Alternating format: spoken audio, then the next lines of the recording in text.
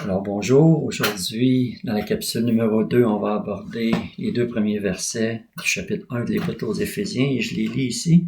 Paul, apôtre du Christ Jésus, par la volonté de Dieu, aux saints et fidèles en Christ Jésus qui sont à Éphèse, que la grâce et la paix vous soient données de la part de Dieu notre Père et du Seigneur Jésus-Christ.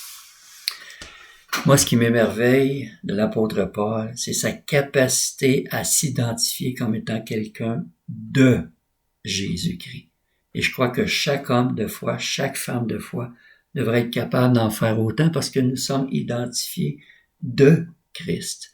Peu importe l'appel qu'on peut avoir dans nos vies, qu'on soit apôtre ou prisonnier comme Paul, parce qu'il était prisonnier au moment où il a écrit cette lettre-là, et il va en parler plusieurs fois dans la lettre.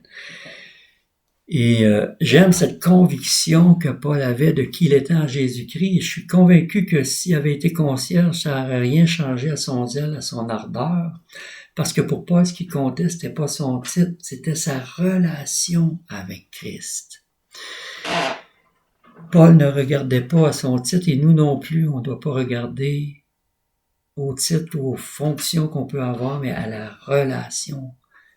Parce que c'est ça la condition non négociable pour progresser dans le royaume de Dieu. Si on veut une promotion dans le royaume de Dieu, il faut s'attacher à la relation plutôt que de rechercher la fonction. Et comme je dis, même si Paul avait été concierge, je suis sûr qu'il aurait eu la même attitude. Et ça me fait penser à une histoire que j'ai déjà racontée. Peut-être quelques-uns vont s'en souvenir, mais pour les autres. C'est l'histoire, ça c'est rapporté pour être une histoire vraie qui s'est passée à une autre époque, mais un homme était concierge dans une usine et il avait perdu son emploi parce que l'usine avait fermé. Puis quelques semaines plus tard, quelqu'un lui a dit « Hey, il y a une autre usine là-bas, il cherche quelqu'un pour concierge. » Fait que vite, il s'est précipité là. Il y a eu une entrevue tout de suite. La personne qui a passé l'entrevue a dit « C'est parfait, monsieur, vous avez toutes les compétences voulues. Alors, signez ici votre contrat d'embauche et l'emploi est à vous. » Et là, l'homme a dit, mais moi, je sais pas ni lire ni écrire, je peux pas signer. Non, mais c'est malheureux, monsieur, si vous pouvez pas signer, vous pouvez pas avoir l'emploi. Et le gars, il est reparti comme ça. Et quelques temps après, il a trouvé une petite jobine, commençait à vendre des cigares sur la rue. Comme j'ai dit, c'était une autre époque. Et il est devenu tellement bon, tellement habile qu'il a fini par avoir sa propre compagnie. Et après quelques années, il est devenu millionnaire. Et un jour, un journaliste l'a interviewé puis a dit « Imagine-toi, t'es devenu millionnaire sans savoir écrire. Qu'est-ce qui te serait arrivé si t'avais su écrire? » Mais il dit « Je serais devenu concierge. » C'est pour dire que parfois, ce qu'on a nous limite tellement, alors que c'est ce qu'on n'a pas.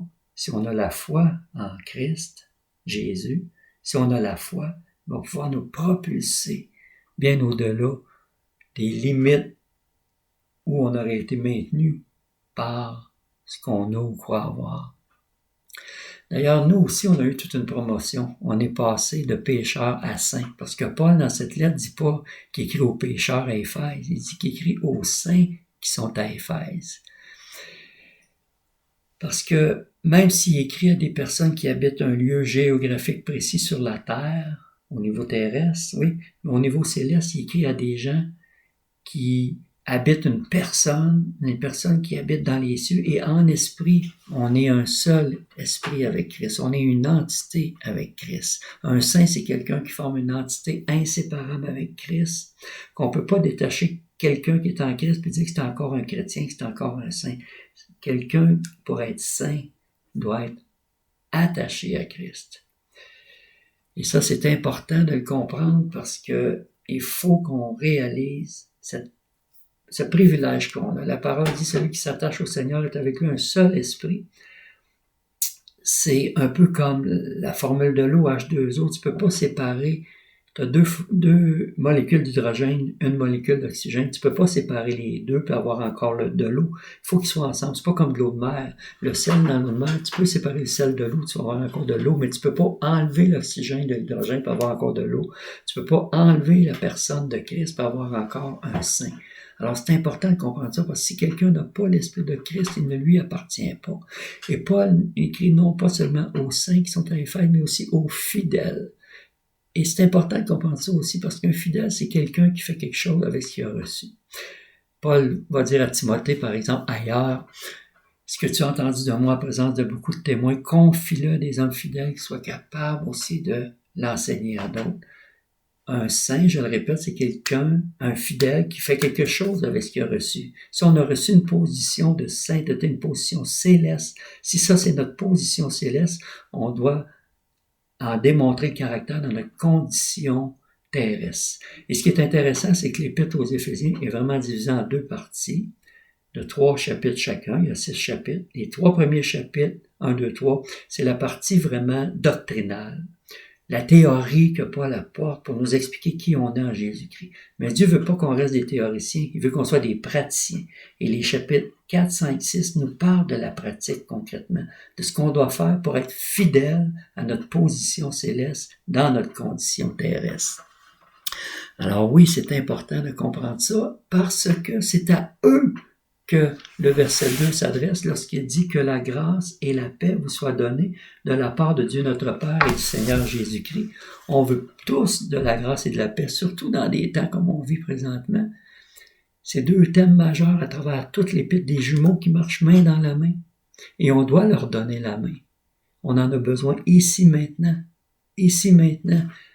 Et c'est Christ qui le donne. Christ qui est assis dans les lieux célestes, comme on va l'apprendre un petit peu plus loin, au-dessus de toutes les dominations, autorités, puissances, toutes les forces de ténèbres qui essaient de venir contre nous pour nous enlever la paix, la grâce.